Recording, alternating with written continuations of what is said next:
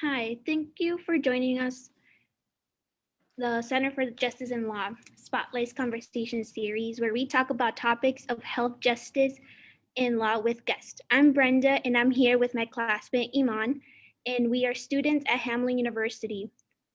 I'm sorry, yeah, and taking the courses of health, justice, and law. And we're students at Hamline University taking the course Health, Justice, and Law this semester. Our conversation today will be with Bria Holloway. Thank you for joining us. Hello, how are you today?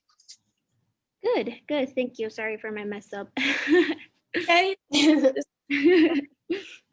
I'm going to introduce myself. I'm the founder of Nurturing Love and Nurturing Love Inc. Incorporated. Our ultimate mission is to raise awareness and help support women, and pregnant women, incarcerated, and their babies and their families.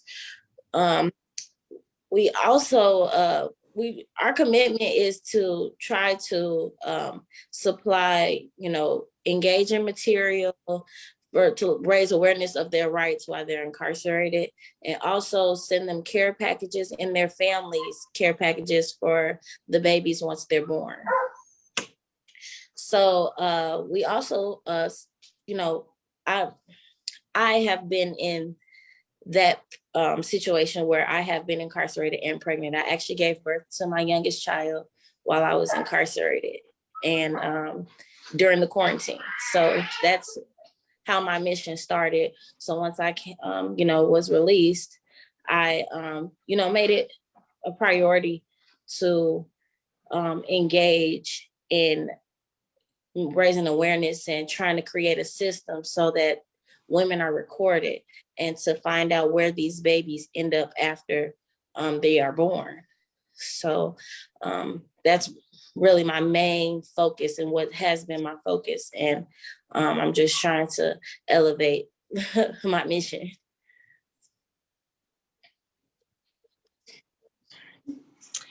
Thank you for sharing. Obviously we asked you here because of your work experience, as the founder or chief executive officer of Nurturing Love Inc. And it's amazing being a full-time mom, like all the things that you're doing. That's so inspiring to us all as women. So thank you for that.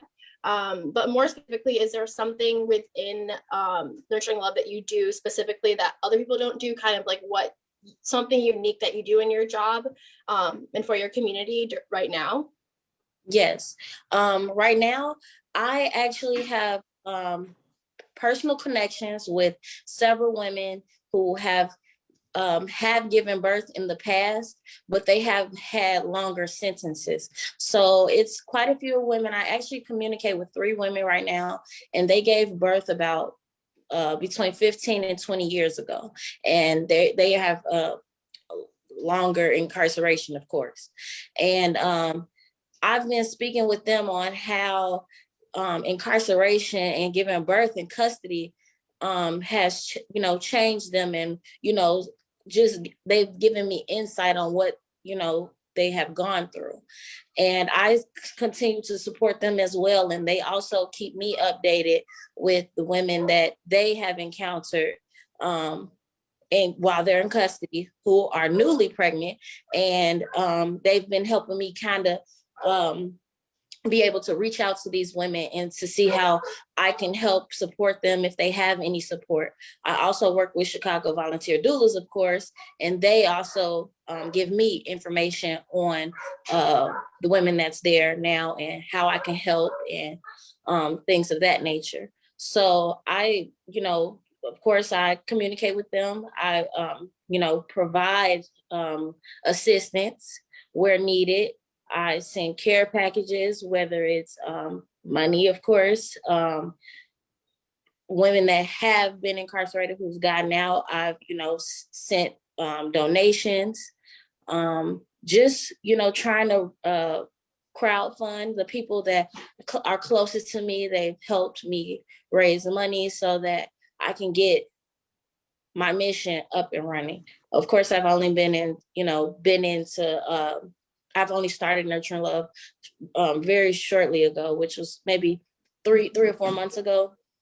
And it's been a lot of work, a lot of studying, a lot of, reaching out and networking with different people and just trying to see where can I fit in and what it is that I can do to help my community.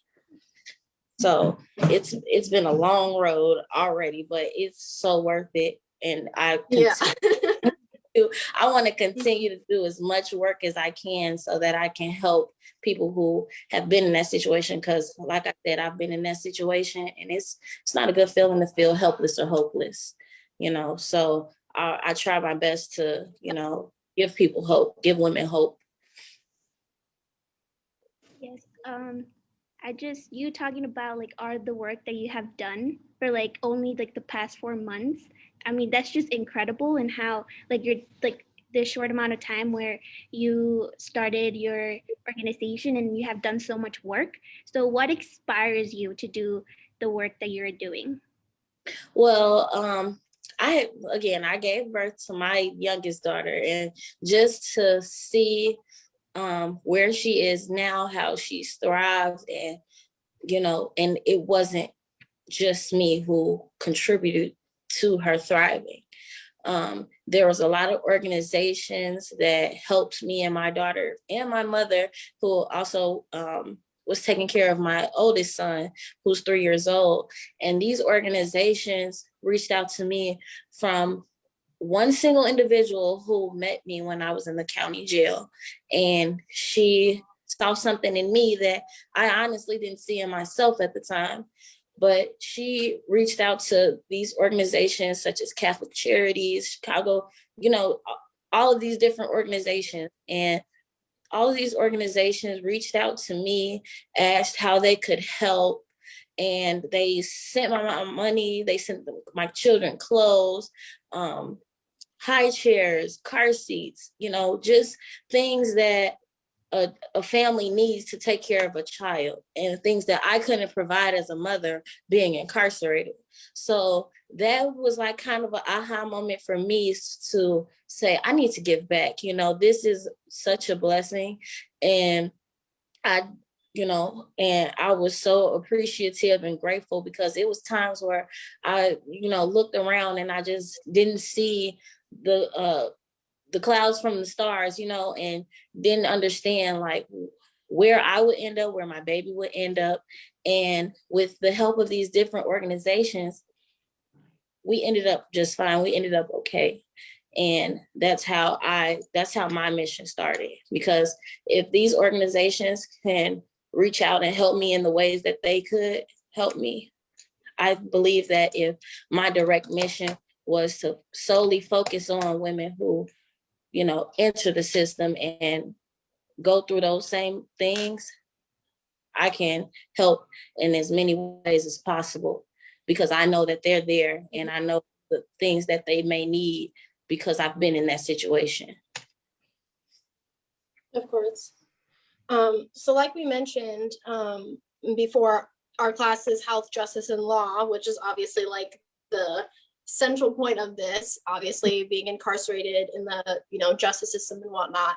How do you feel that your work connects to our theme for our class, health, justice, and law? And that could be in any way. You can talk about just health, or even just what you've even experienced being incarcerated, and how you feel that those things intersected, like in terms of what you were provided when you were incarcerated and being pregnant. Like, how did that look like for you? And if you want to talk a little about that, I'd really be interested. Okay. Well, being incarcerated, right, and carrying a child is very, I don't know, it's a stigma that's put on you. You're supposed to be a mother, you're supposed to be nurturing your child, why are you in custody? And that's that's kind of, I don't know the correct word to use, but it's kind of like, you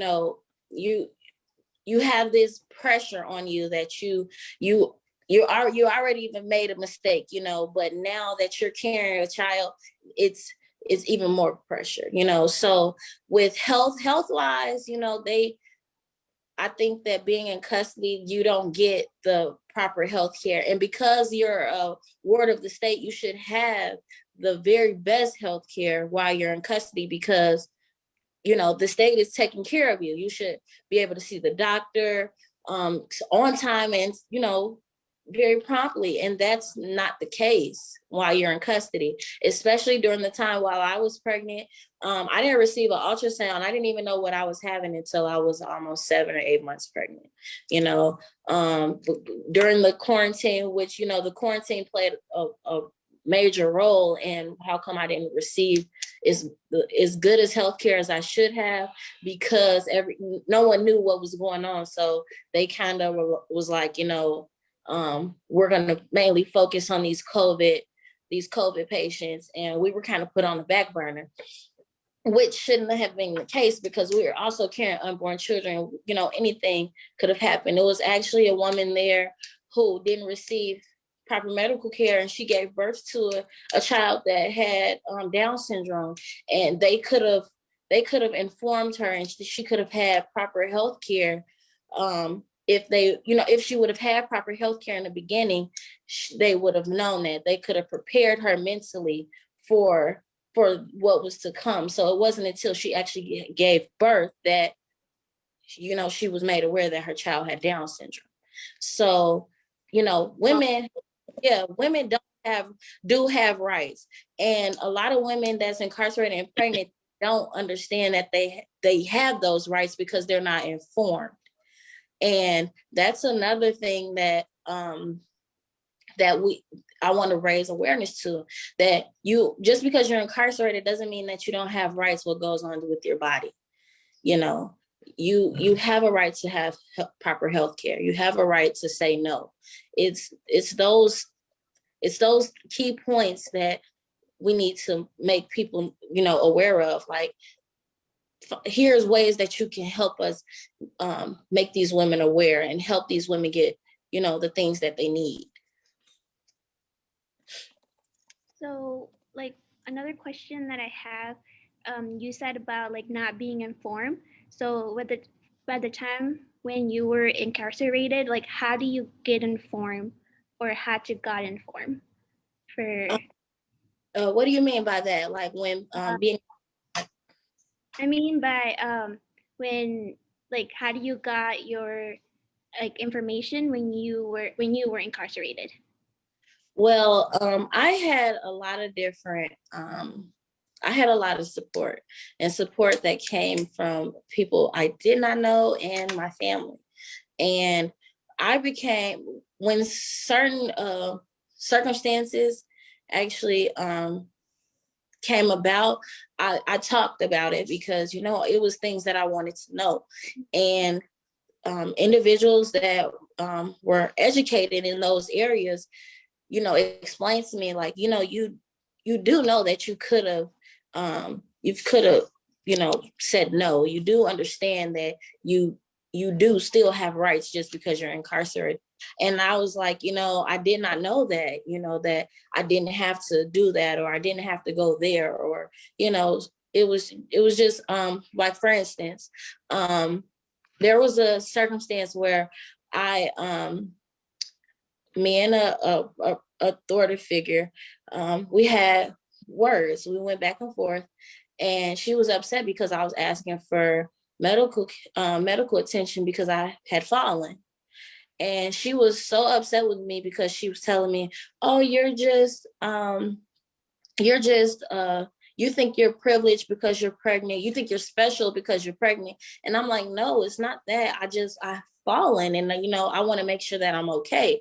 I don't feel well. My baby's moving a lot, and I just wasn't comfortable. Well, she basically made a false report saying that I made an unauthorized movement, and they actually put me in segregation. Now, segregation doesn't have a bathroom. It's, you're like in a closed room, and you don't have food. You don't have food on hand, like if you go to a canteen or anything. So I was, you know, really upset about it, because it was just something as simple as me asking for medical attention, and she, it's that stigma I was talking about. They feel like you shouldn't be here, so they're going to make it even harder for you. So I was put in segregation, and I went through so much just to get out. And I've later found out an attorney that I have a connection with. She explained to me that pregnant women cannot be put in segregation. So when I raised awareness to that, to the people in charge, it was later found out that it wasn't even no record that I was even in segregation. So, Wow. so they made it so that I couldn't let people know, like, yeah, they put me in segregation for no reason. And I was also on a contract unit where I was trying to go home sooner. So when she ultimately put me in segregation, it was a great chance that I wouldn't have been able to go home when I was. It could delay. Yeah, it could delay me going home. So they actually once I had talked to this attorney, some kind of way, I don't know what she did. I know the next day I ended up getting out of segregation, and they put me back on the contract unit where I can go back home. And then when I started, writing to these people to let them know, like, you put me in segregation. I was not even supposed to be in segregation. I wasn't allowed to go to the bathroom when I needed to.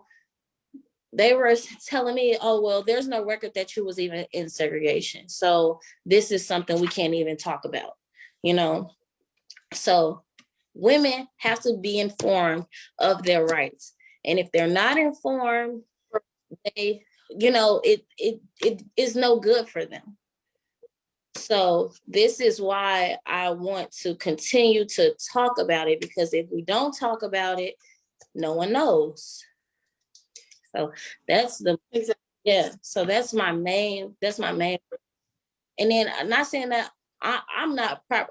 I've completed high school, but it's a lot of things that I may be a little ignorant to.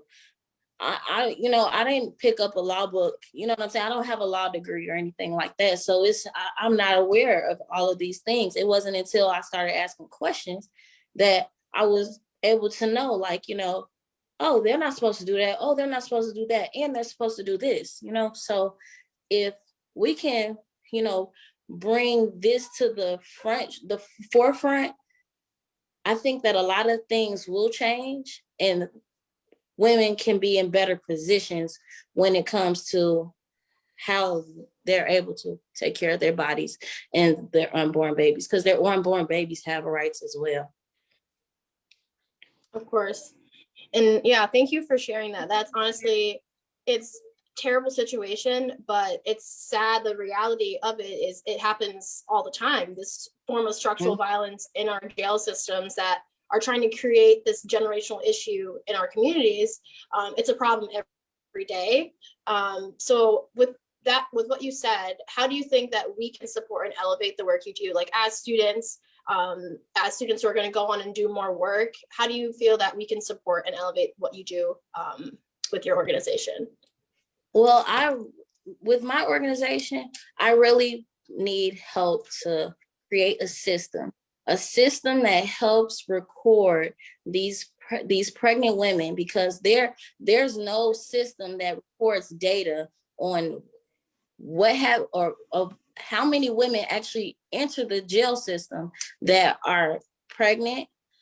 And if they do record, they don't record what happens to these pregnancies. Do they give birth to these children? Do they miscarry these children? Do they abort these children? There's a system that needs to be created so that we all know where these women are, where these children are. And, also help if we can find some type of way to provide care packages after these women give birth, to properly nurture and preserve their bodies and their babies.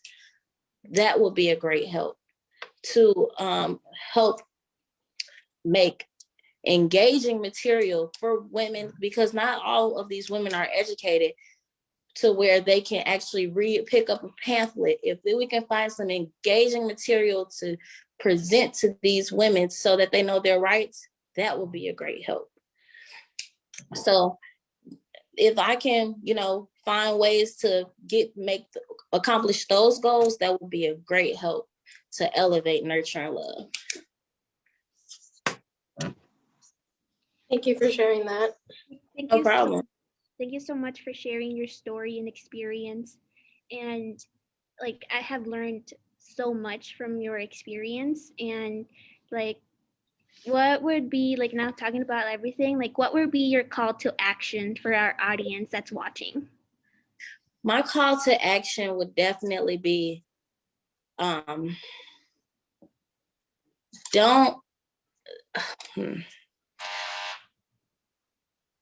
let's amplify the voices of these pregnant women. They currently have a hand over their mouth.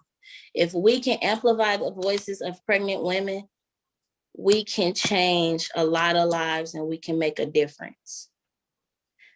So if there's any way that you feel that you can be an asset to amplifying these women's voices, please don't hesitate, because it's needed. These babies have rights as well.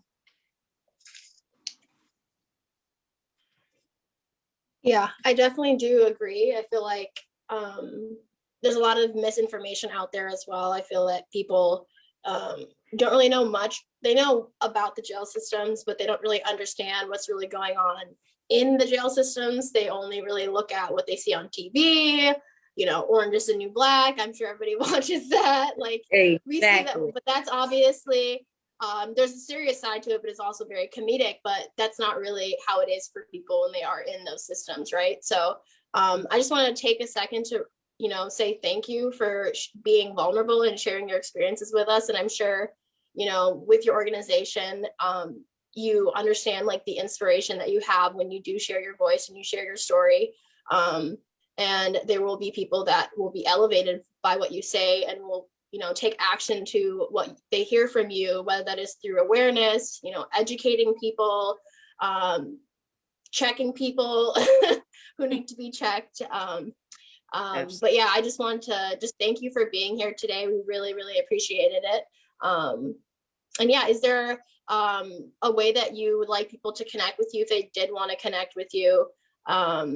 Obviously via email, if that's great, or even through your website, just to kind of learn more about your organization? Yes.